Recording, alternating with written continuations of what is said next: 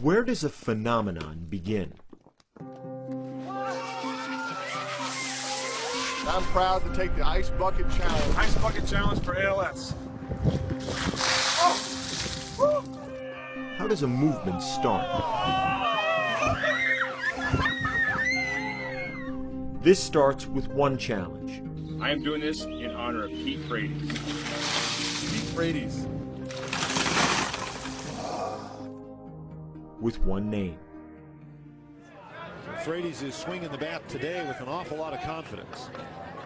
As a hard-charging outfielder, Pete Frates was the team captain at Boston College in 2007. That's a grand slam home run for Peter Frates.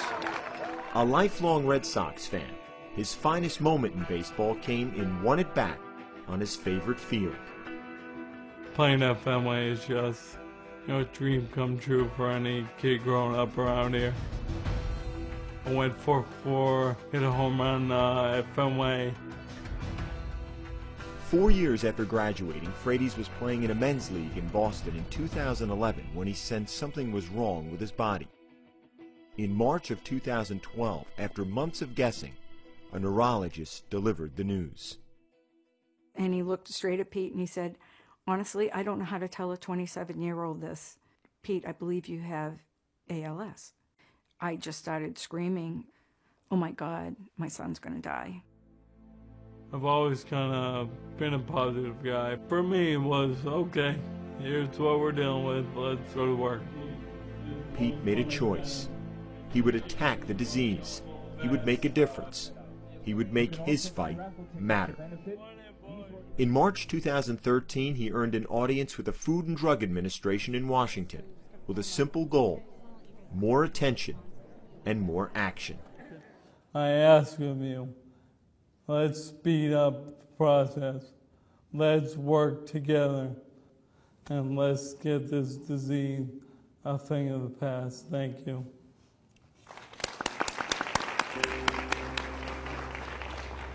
You go in, you give these impassioned speeches, people are nodding, tears are coming down their face, they get it, they come up to you afterwards, and you're wondering, okay, so what are you going to do about it? What is the action item? What is the goal? Some goals are more personal than others. On June 1st, 2013, Pete married Julie, who he'd met 8 months before he was diagnosed. Mr. and Mrs. Peter Frates.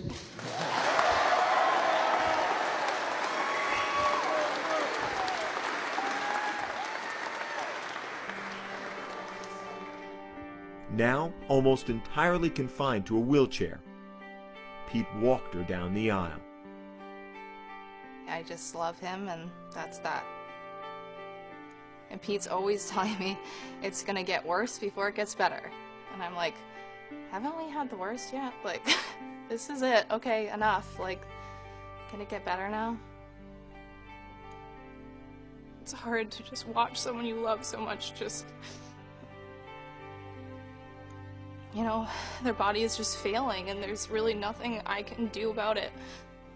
There's nothing the doctors can do.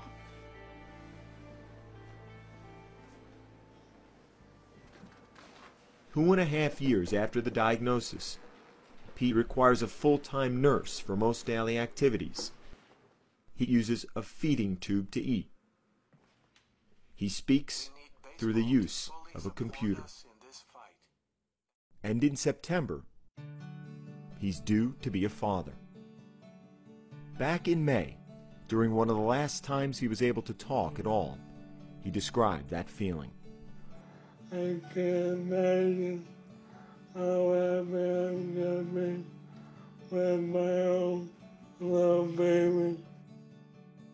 So, how did one man with one fight become the center of a social movement? Last month, one of Pete's friends introduced him to the Ice Bucket Challenge, where people are asked to dump a bucket of ice water over their heads and post the moment on social media. The point? To raise awareness and funds for a given charity. Pete couldn't do it himself, but he could ask others to do it for his charity and his cause, ALS. And this is all to raise awareness for ALS and Pete Frates. Suddenly, athletes all over Boston were doing it. To support ALS and my friend Pete Frates. Then, athletes across the country. Hi, I'm Sidney Crosby, and I accept Ice Bucket Challenge in support of all those with ALS, especially Pete Frates. Then, teams. All right, JT here. Celebrities.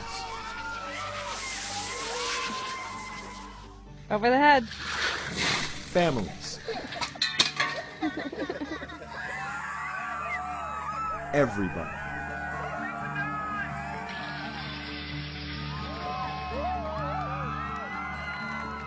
In less than a month, the challenge became a viral sensation and a fundraising engine.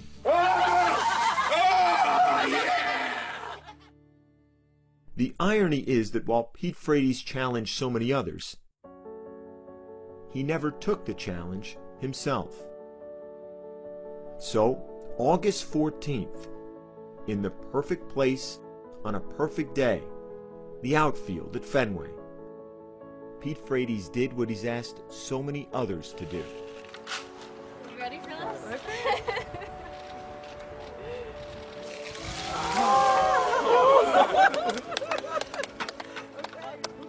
Pete Frates and those who love him know the challenge goes on.